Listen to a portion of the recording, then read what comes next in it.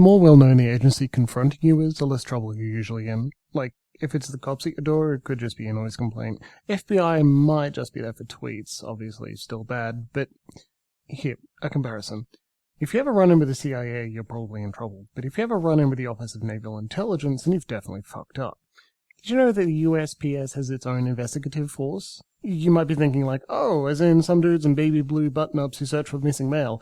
But no, these are uniformed, armed federal agents with all the authority that entails. They've got squad cars and such. And, like, these guys are serious. Back in the late 80s to the early 90s, when electronic mail sorting first started to be rolled out, there were consistent issues with machines having trouble scanning letters.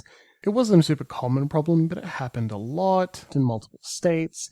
Anyway, the USPS eventually realized two things. First, that the problems persisted even after the machines themselves were replaced, at great expense.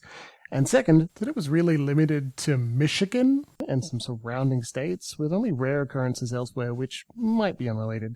Anyway, that was enough to get the United States Postal Inspection Service to take interest. If somebody was sending dangerous materials through the mail which were messing with the scanning machines, it was probably endangering postal workers too. This was pre-9/11, so the idea that it was terrorism wasn't taken too seriously, and the investigation didn't get much support.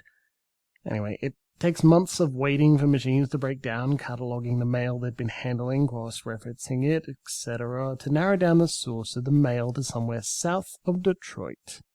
Kind of goes cold for a while, since the mail scanned in big batches, and finding the common link takes a lot of data and work.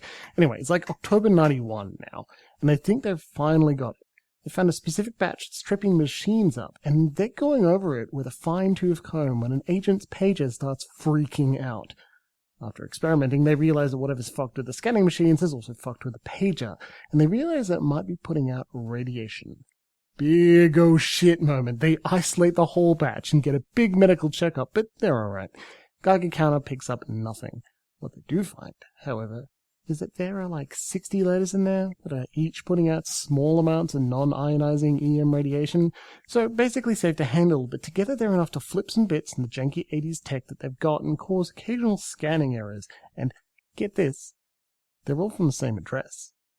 They track this place down, and it's this guy running a sort of bird sanctuary in his backyard. He's Australian, and he sells like courses for avoiding getting attacked by birds.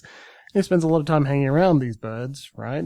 So they take the guy in for questioning, and literally can't even have recording equipment on the table with him without it glitching. He's almost cooking popcorn here. They question him, and he tells him about his business, how he's like teaches people specific hand gestures to scare away birds and whatever, and they start grilling him on whether he's been exposed to any chemicals or anything because of the letters. And the guy, when he hears about the letters, suddenly goes like, oh, and explains. Because he gives people grades in their performance, and he sends them a handmade certificate after they complete the course, right? So, like, why the fuck are your letters irradiated? And he just tells them, well, that's microwave radiation.